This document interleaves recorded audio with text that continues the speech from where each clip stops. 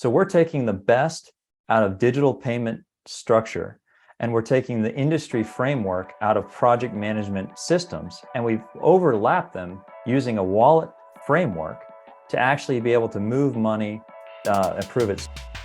Welcome to Multifamily Insights. I'm your host, John Kasman, and I want to thank you for joining us for another great episode. If you haven't done so, make sure you leave us a rating and review. If you're a fan of this show, you've been listening for a while, would love to hear from you, understand what you like about the show, what's working and helping you with your investing goals, but also we'll take some feedback. Anything we can do to make this show work harder for you, we'd like to know that. So please leave us that rating and review. And if you haven't done so, and this is your first time listening, make sure you hit that subscribe button so you don't miss an episode. Now, we've got a great show today. We're going to be talking to Jake Harris. They say you're the average of the 5 people you spend the most time with. So if you want to grow as a multifamily investor, you have to spend more time with other multifamily investors. And an easy way to do that is to join our apartment investing mastermind group today. Just go to KasmanCapital.com and click on the mastermind button. Now, as a part of this group, you'll get access to expert trainings, group coaching calls, industry news and updates, as well as all of our webinars and workshops, including our 3-hour workshop on raising capital. Again, if you want to be around other multifamily investors that can help you scale your portfolio today and grow your network, make sure you're a part of the Apartment Investing Mastermind. Just go to KasmanCapital.com and click on the Mastermind button today. Now, 15 years owning national, commercial, and local residential, construction, and remodeling companies, Jake Harris created BuildWallet, a payment platform that eliminates stress and restores trust and speed for any project. Now, truly NextGen Tech, combining banking and blockchain under industry framework, per project use and available in the app stores. Now, let's welcome to the founder of BuildWallet, Mr. Jake Harris. Pleasure to be here. Thank you for having me. Absolutely. Hey, Jake, I went over your bio at a very high level. Why don't you take 2 minutes and fill in some of those gaps? 15-year construction industry. So I got my training with Marriott in the hotel business, and then I became a hotel renovation contractor. Anybody who knows anything about commercial construction, especially the hospitality arena, extremely fast-paced, lots of schedules, lots of organizations. But in commercial construction, cash flow is a bear. You sometimes have to forecast out 60, 90, 120 days. So it became very apparent early on in my career that cash flow was going to be very interesting to me and really need to make an effort to make that work. So I became in love with it. I got deep into spreadsheets, deep into Microsoft Project, and really understood that. Then I switched in 2018, wanted to spend a little bit more time with my family, spend a little bit of time at home, try my hand at residential construction, got working with a number of residential investors and residential homeowners, and was an immediate fan favorite because I had all the commercial background and I was very detail oriented and structured in my procedure and approach. But I also realized that whether it was commercial or residential, there was still a cash flow problem, and nobody really did this well. Cash flow, money moving through the project from lender, owner, contractor, subcontractor, it's a chain, it's a team sport. And just because you do it well on one project doesn't mean that your partners do it very well. And what I found is that if there was a hiccup in cash flow, there was a problem. So around 2020, right before COVID came around the corner, I had this idea about taking what I knew and trying to put it into a digital platform. Went to a local developer. I said, hey, listen, I'm spending a lot of time doing accountability and accounting and writing a bunch of checks out of a bunch of different checkbooks. Is there any way you can take what I'm doing and move it into my phone? And he said, yeah, I'll give it a go. And so we plopped down some money, did an MVP, started using it for ourselves, for our own internal companies. And then pretty soon people started watching me as I was on a job site, issuing change orders, approving payments, and making modifications for my phone. And a lot of people are like, wait, how do I get that? Or even better, my subcontractors would go to other builders and say, hey, I just got paid from this guy using this thing. Can you use that too? And that's really where BuildWallet started to take off. So like we talked about pre-show, I'm not from the tech industry. I'm not from that world. I'm a contractor by trade. I just found something that I believe can revolutionize and change our world. And now I've bought into it and sunk my teeth into it. And I realized that there's a better way to do this, and I'll spend the rest of my life trying to make that happen. So that's why I'm here, and that's why I'm continuing to spread the good news about BuildWallet. Awesome, man. I love it, man. You talked about just having this background in construction, working in the hotel industry, moving over to residential, but running into this cash flow situation where the cash just wasn't flowing down to contractors, to, maybe the subcontractors, the vendors, and realizing that, hey, there needs to be a more effective way of managing this projection. So you built this platform, BuildWallet, and here we are today. So talk to me a little bit more about BuildWallet. Like, you talked about kind of what sparked the idea and kind of what got you going on this pathway, but what exactly is BuildWallet and how is it helping investors, and I guess I'll say project managers? The best way that I've been able to describe somebody to BuildWallet is if you understand PayPal, Venmo, Apple Pay, right? The digital payment platforms, and you understand project management software.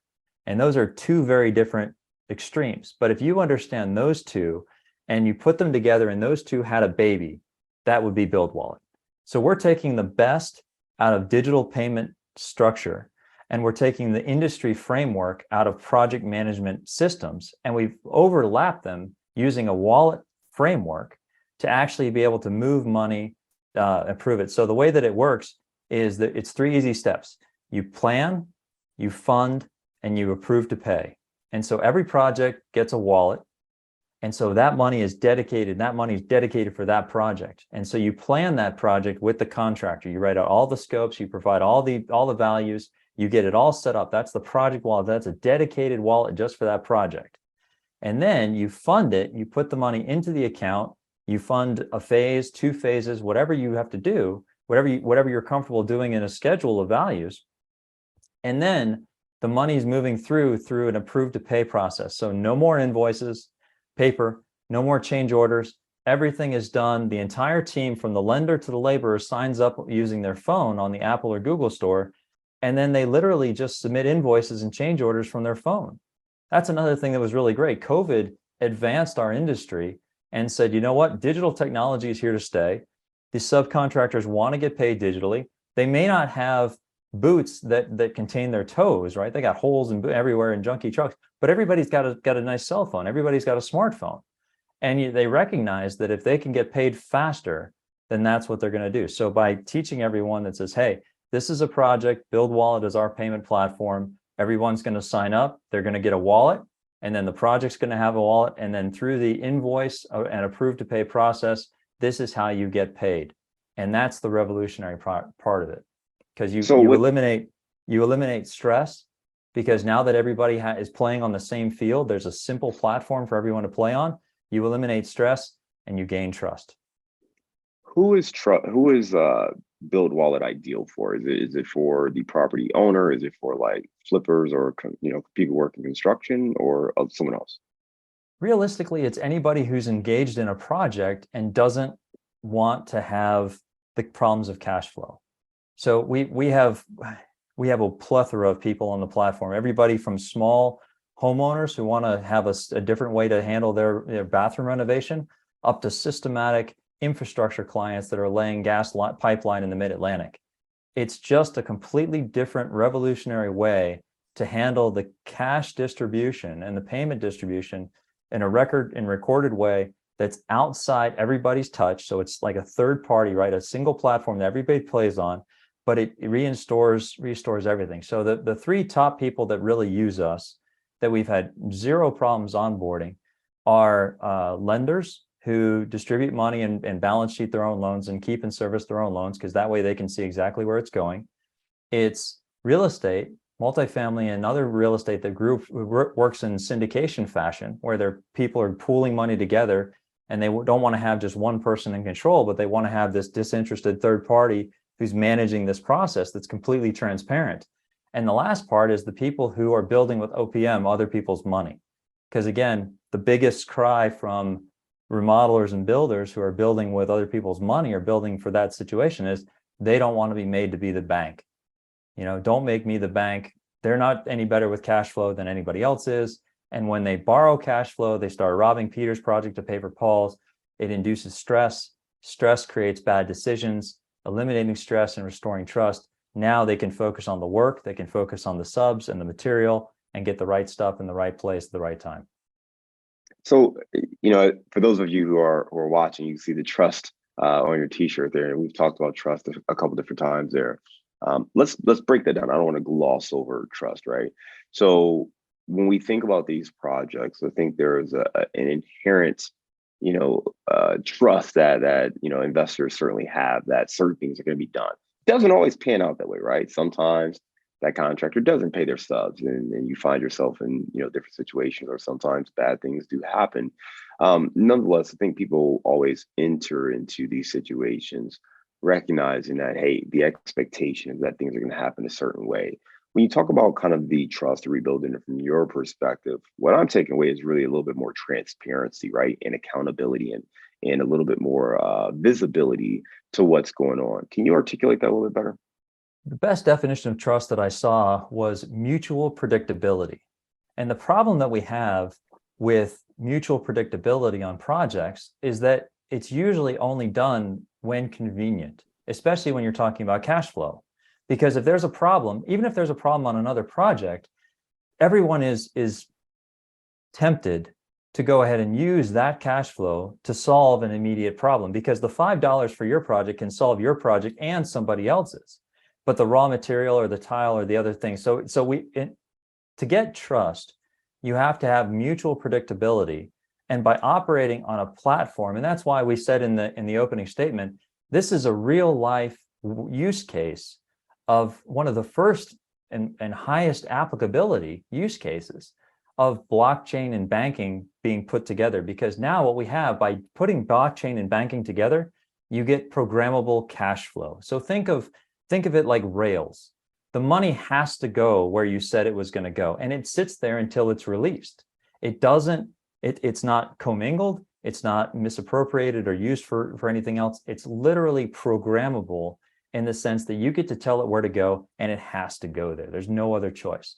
And so when you're talking, if the definition of trust is mutual predictability, and we're operating on a system of rails, then I know that what was programmed has to happen the way it was programmed.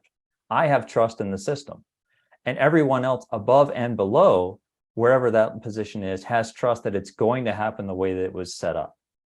It's not a method of convenience. It has to happen that way. So we know that obviously with any kind of construction or real estate, things don't always go according to plan. There's always a lot of changes, right? Change orders are made, and the price of some goods and materials may go up. How do you handle that on the platform? Change order process.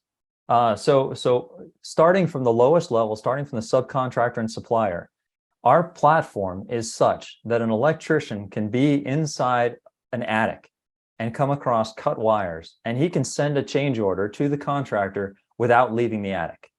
He pulls out his phone, he takes some photos, he enters in the time value that it's going to take, the monetary value that he wants, and hits submit. And the contractor can either say, I approve, or they can start the negotiation.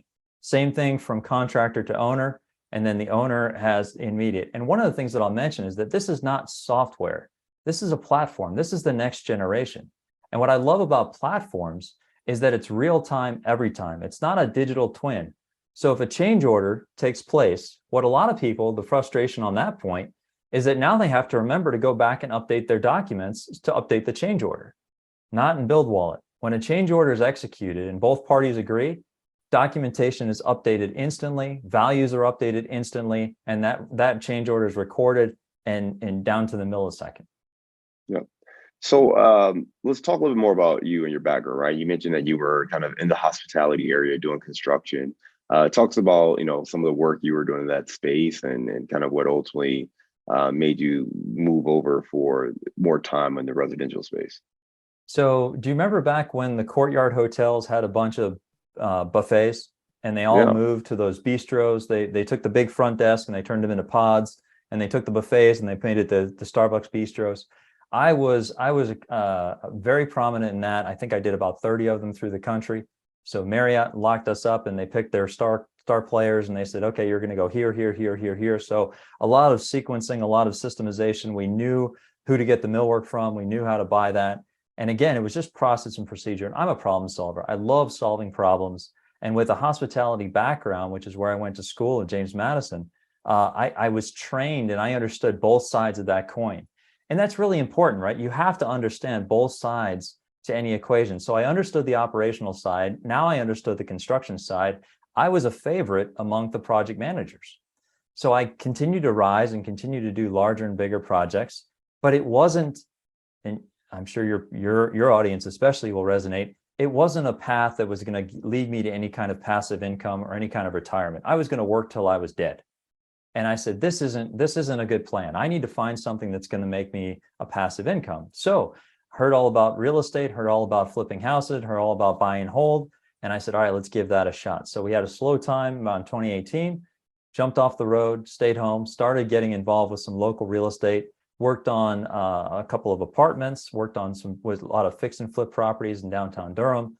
And again, just realized that whether it was commercial or residential, we still had a cash flow error. And when that error occurred, it caused stress on my operations. It caused me to make bad decisions.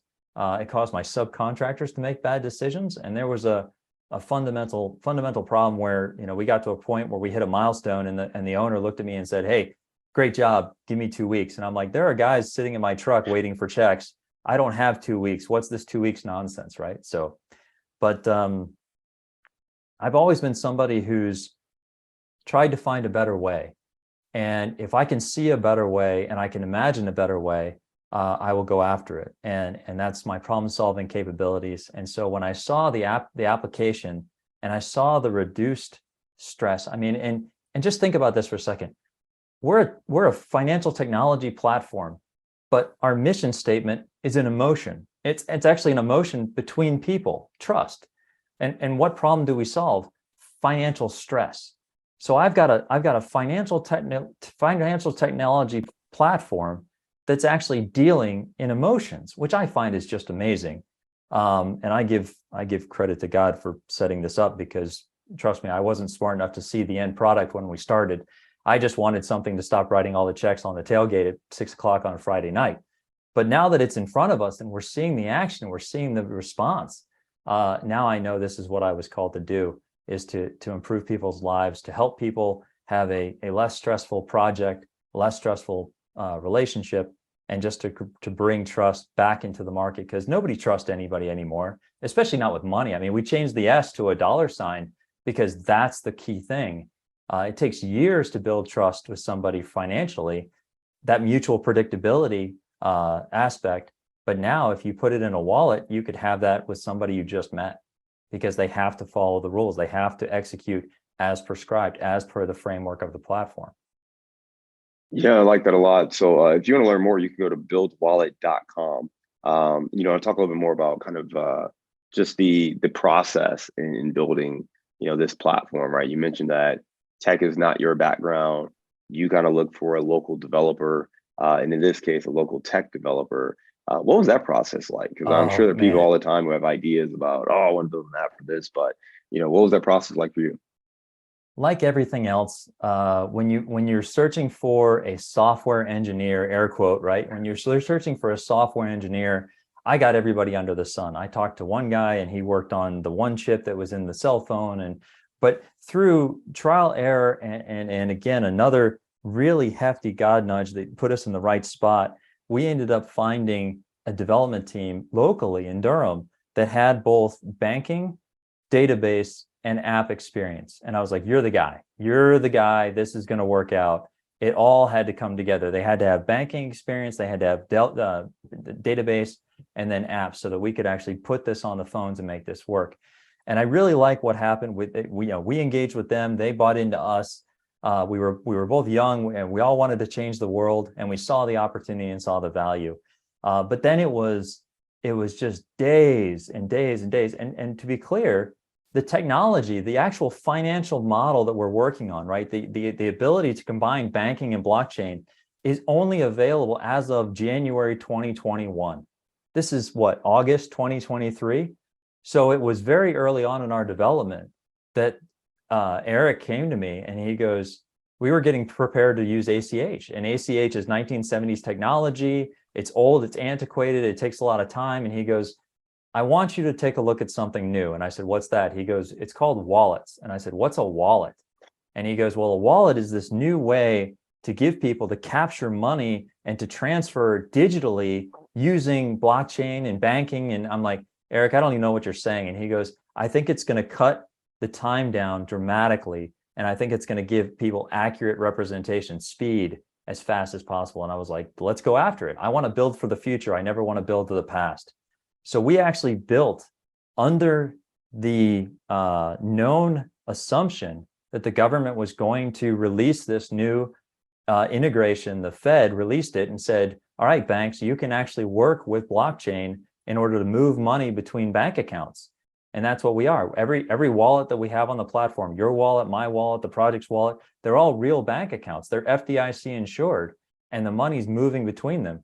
We built our framework, and had we released it that day, it wouldn't have worked because it wasn't live. It wasn't real. We had to build in anticipation of this government regulation change. And that's what we did. And that's what made it so cool. So we're still bleeding edge on this, right? PayPal just released a stable coin. FedNow's coming out. Everybody agrees that digital payments are the future. But a lot of the people, especially in multifamily and larger real estate projects, realize the restrictions of current payment platforms. Zelle, Venmo, PayPal, they all have these AML restrictions. And let's face it, real estate looks very dicey if you're on the financial technology side. Okay, you're sending $15, $20, $30, $50,000 to somebody once. Like, that's very weird. Financial technology platforms, like when you pay your Netflix bill every month, or when you pay something repeatedly, right? You're following a proven routine. There's less risk there.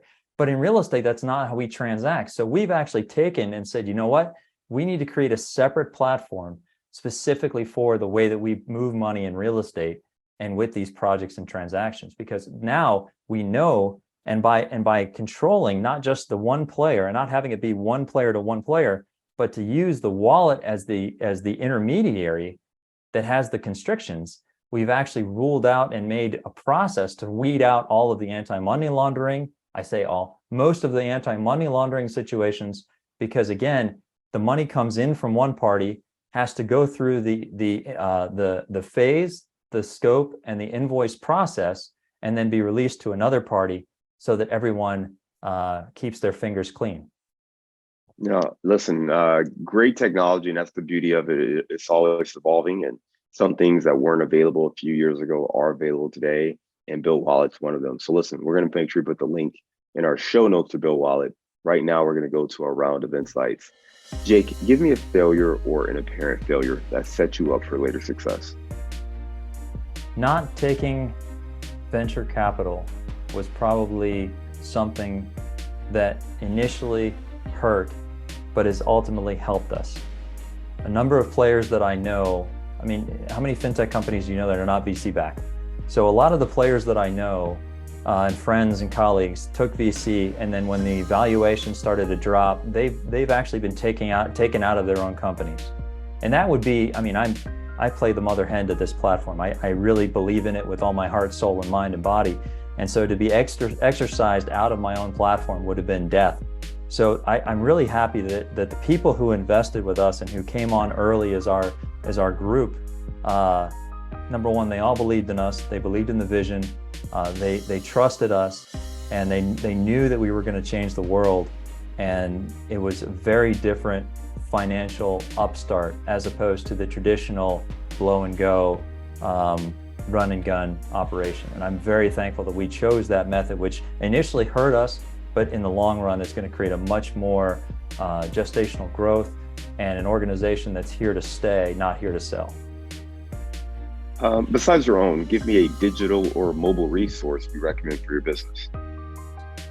I'm a big schedule guy. I mean, I still believe in the old school ways of Microsoft Project. I believe that I think the project management systems are continuing to move forward, but I also believe that they're 2.0 generations. They're a digital twin.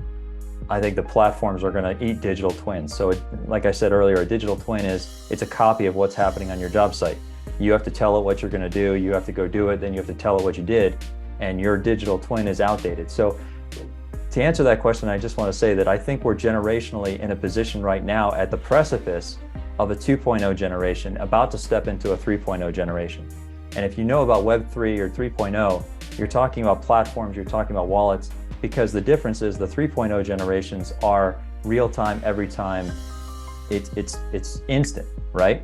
And I think that that's where I look at this. And when we talk about next gen, I think we're in the very early days of actually having use cases of next-gen technology, because you're going to start seeing more and more platforms, especially with PayPal getting in a stablecoin, that allows you to program money. And especially in an industry like our industry, where we deal with money moving as fast as it needs to, you can actually trigger smart contracts. That's a good point. You can trigger smart contracts in blockchain, and you can program them in sequence. So you want to talk about, we don't have enough people in this industry, we don't have enough resources to assets. You can start creating your own programs that you push one button and it can execute infinite subcontracts and infinite smart contracts that allow you to be that much more engaged. So the one technology that I am amazed by is smart contracts in blockchain. They're mini little programs that run around and execute without any human interaction, and nothing can stop them because they're circling the world on whatever blockchain you choose. That is a really cool piece of technology that if you have 5 minutes to just dig into smart contracts, I think smart contracts are going to change our world, because they're going to allow us to augment human interaction and get so much more done with a tenth of the exertion. Give me the book you've recommended or gifted the most in the last year. I'm big on traction. I do a lot of EOS. Yeah, that's the one I probably recommended. I help a lot of small startup companies because people are searching for systems and procedures. And I think that way too many of us work in our business, not on our business, and they don't find systems, processes, and procedures. But if you're looking to level up, if you're looking to grow, you've got to get that process and procedure. And I'm a big process and procedure guy. So I systematize and automate anything and everything I can. All right. Give me a daily habit that helps you stay focused on your goals. Prayer. First thing in the morning, wake up, pray, write down, keep my eye on the goal, and just ask what can I do today? All right. Give me your number one insight, I'm going to say, for project management. Communication is key. I recommend that you have weekly meetings with everyone involved in the project, and you don't leave the meeting without talking about three things: scope, schedule, and budget. And a lot of people miss the last part. They'll go in and they'll talk about the scope, change orders, things that are happening, tile, whatever the case. Schedule, everyone's yelling because everything's behind, especially after COVID. We all got hit by the supply chains. But budget is something that I think people don't want to talk about. But the more comfortable you are talking about cash flow, financials, invoices, payments, the more confident you'll be. And especially when you're dealing with this, you need to be the doctor. The patient is the project, and you need to have a confidence to be able to deliver that project, because nobody wants to be under the hand of a shaky doctor. You want to be confident in all things. And in order to do that, you have to discuss what they call the project iron triangle: scope, schedule, and budget at every call, every project meeting. All right. I know you're out there in a rally. Let's lighten it up and give me your favorite place to grab a bite to eat. Wow. I don't eat out much. I've got 3 kids and a wife. There are some really good barbecue joints, and I don't want to pick on any one, but I'll tell you that the Raleigh barbecue is amazing, and I definitely want to stick with that. There we go. Listen, lots of good information. I appreciate you sharing kind of your journey into the prop tech space, going from being in construction and working in the hotel industry, going residential, building up this platform really to solve this cash flow situation that you kept facing, whether it's commercial or residential, and now helping other people, homeowners, investors, contractors, other investors, helping people really, get some clarity and some transparency of what's going on and how to manage kind of the cash flow situation on their projects. Again, if people want to learn more about that platform, you can go to buildwallet.com. Jake, I just want to thank you again for being a great guest. We look forward to staying in touch. I hope you have a great day. Thank you so much.